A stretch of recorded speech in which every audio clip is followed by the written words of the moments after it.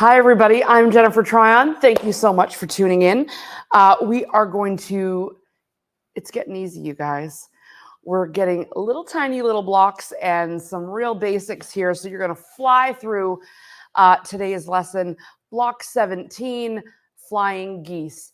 And we've made these in previous blocks. Perhaps you've made these in previous quilts. But here it is. You need 4 of them, and I've already got 3 made. I know you're going to get through this quickly, and we are almost finished. We only go up to block 20 here, and then we're going to be assembling our beautiful barn star quilt. Look at how incredible this is. But we need these tiny little blocks to help fill in some of the sections between the bigger blocks. So that's what we've been working on, and that's where we're continuing today with block 17. So the thing that you need to know first and foremost is that you're pulling these blocks from your scraps. So go get some of your previous kits or pull from your scrap collection. And what I'd suggest doing is finding 2 contrasting fabrics. We're going to try to keep it looking similar to what the instructions are suggesting. So I've gone ahead and pulled 2 darker blues and some corresponding lighter blues. That was fabric number 15 for me. And so this is where, when you pull out that legend that we've been working on, and I've been saying diligently fill it in. I have missed a couple myself. But if you filled it in, then you're going to be able to quickly locate, for example, fabric 15 is, there it is. It's numbered in my kit. I can find it. I know that's going to go great with 21 and 22, the 2 kind of darkest blues in the kit. And then again, number 18, also coordinating blue. So that's what we've pulled from our previous kits. We just made sure to that there was tons of fabric in the kit so that the blocks that you needed to call on your scraps for, we know you'd have enough. In case you miscut something, you'd still have enough. So let's get started on making these flying geese, okay? I'll set I need the instructions. Well, I don't really even, but I'll follow them along anyway. I'll move the legend, and I'll give you just a look at my first 3 blocks. So the block consists of 2 flying geese in it. So just 1 flying goose. That's not the block, it's 2. So we're going to make 2 more so that I've got a total of 4. Now I'm going to encourage you to do your cutting and your sewing in assembly line format. Stack up for your cutting and chain piece for your sewing. That's going to move things along a little quicker. Or if you want to do it one by one, it's going to move a little slower. But if you're newer to the process, maybe that works better for you. So you decide what works for you. Okay, so let's do 2 at once, since that's what I'm sort of encouraging you guys to do. And we'll put this together. So no call outs on the cutting. You've got your 2.5 by 2.5 inch pieces, and you've got your 2.5 by 4.5 inch pieces. So just A's and B's in this simple unit. So let's pair up. The first thing we need to do is know which fabrics are going to go with which. So I'm going to go like this and this. Yeah, looks good. And you're going to want to draw a line on the back, and you can just use a regular pencil, on the back of all of your squares. If you have the laser, you don't need to do this, lucky. But if you don't have the laser, you can just go ahead and with a regular pencil or with a friction pen or a chalk wheel or a disappearing pen. I don't like disappearing pens for this because A, you're not going to see it, it's on the back. And B, sometimes you want to mark all of these first, get them all done. And with a disappearing pen, by the time you get to maybe your last one, it might have disappeared, unless it was like an iron-off one or something like that.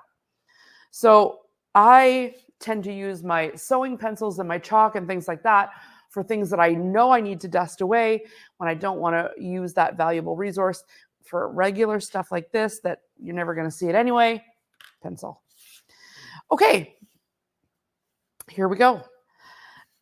Basically, this is the crux of how you make a flying geese unit. So we're going to take one side. We'll start with the left. And with our diagonal line going from the middle downwards, we're going to do our rows. Now I've got 2. You're going to have 8 to do at once. And then we're going to sew right along this line. And we're going to chain piece these. So the sewing should go nice and quickly. And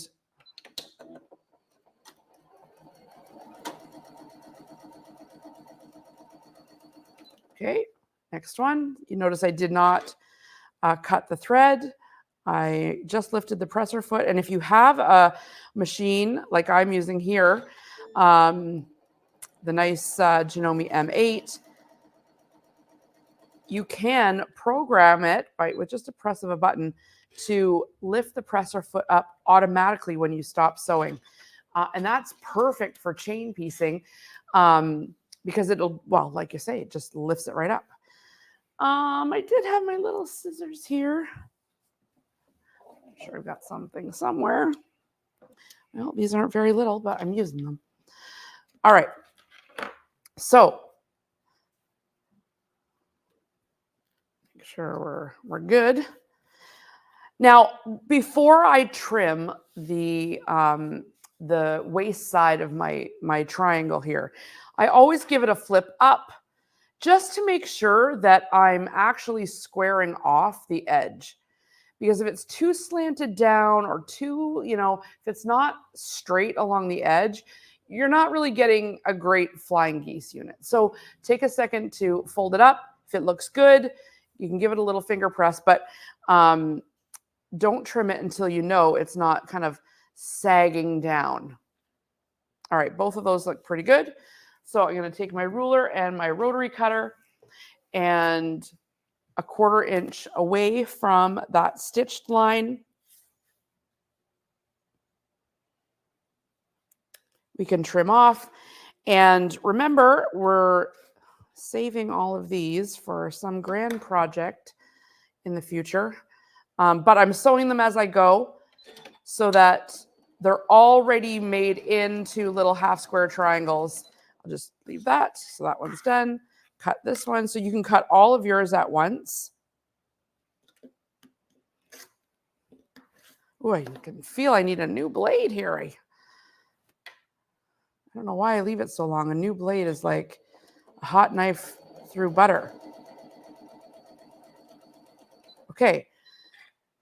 So you can see here, I'm just going to add these little discarded pieces to my ever-growing bin of wasted pieces that are now all half square triangles. And then one day when you're looking for a little something to do, you'll just snip them all and give them a press, and we're going to have tons of great scraps. All right, in they go. So we now need to press. Oh, Jen, you did not turn on your iron. What is wrong with you? All right, I'll yak for a minute while we wait for it to come on. But you can give this a finger press, and you could even sew it by finger pressing.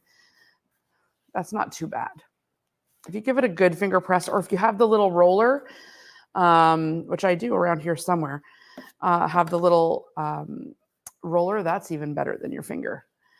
And then we can bring our second or our next square, and it is going to overlap on the top of this one. So we're going to bring it to the corner. It will overlap here, and we're going to sew on that line. Make sure everything is lined up nice and flush. This is why you can't sew them at the same time, because it needs to fold back and then overlap over top. So this one too, overlap. Let me feel this iron. It's good to give it a little bit of a press.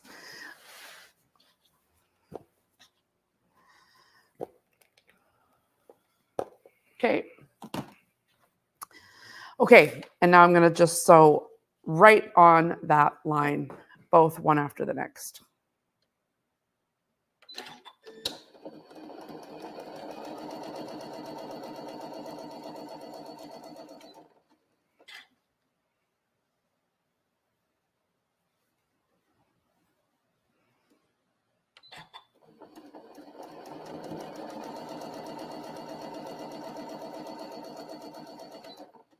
Okay, I chain piece those. Notice how that presser foot jumped up. That's because I set that button for it to come up when I was done.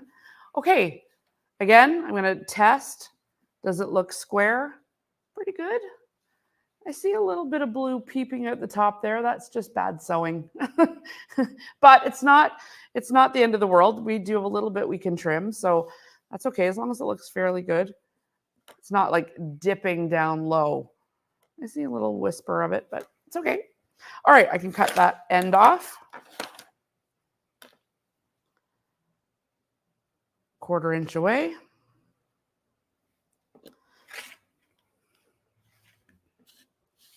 Okay, and this one too.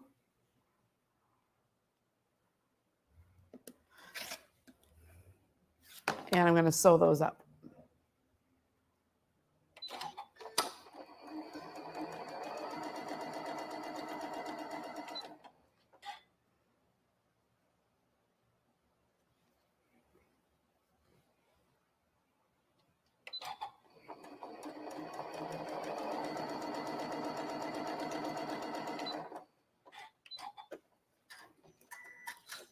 Okay, those are going to go in the scrap bin. And now we can press these with the iron up.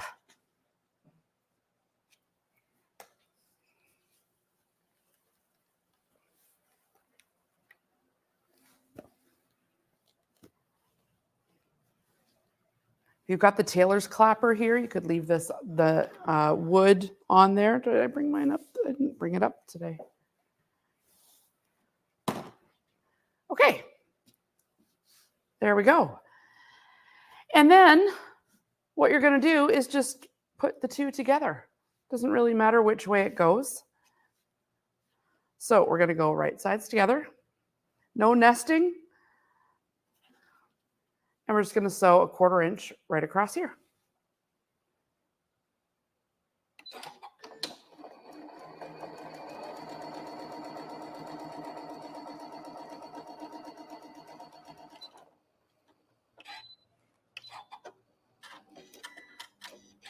And we're going to press this seam now towards the northern facing arrow, the up arrow. A little tip to preserve this point, I should have said when we were sewing across, and I nearly nicked it, but it's still there, you can see it, is if you sew with this side up, just make sure when you're coming along here that your stitch doesn't go over top of your point.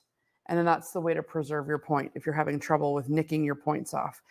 Sew with that facing up and you can get a look. All right, so I'm going to press towards the top side here.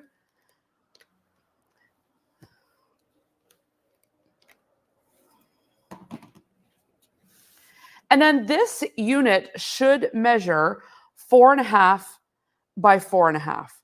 And I'm just going to see if I have that ruler. You want to give that a little trim, 4.5 by 4.5. If you've got that measurement of ruler, use it now. But otherwise, you can use what you've got. And just make sure you come over to 4.5.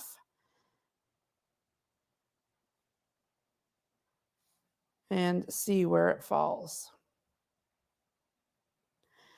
If you've got a little bit to trim off. Not too much on that side. That's good. Let's see here.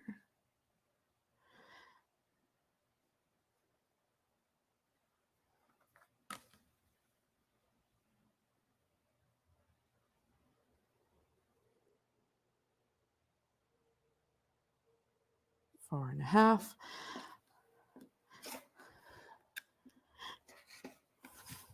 All right. I'm telling you, that was quick. These are easy to put together compared to what we've been through with some of them. And, notice the different colors that I chose. Some with the white background, some with the blue, some with the even, truer blue. It's meant to be scrappy, this part, but just choose your blue middles and you'll achieve what the quilt needs. I mean, it's so scrappy looking anyway. You really can't go wrong with whatever fabric you decide to choose. If there was one that came with one of your kits that you absolutely love the most, or you lean more towards purples than blues, then pull that out. No problem at all. You're free to do what you like. But I think these turned out really cute. And it's nice to have a quick one and kind of move along. So thank you so much for tuning in. I hope this was helpful. If you have any questions, just leave them in the group and we'll see you next time.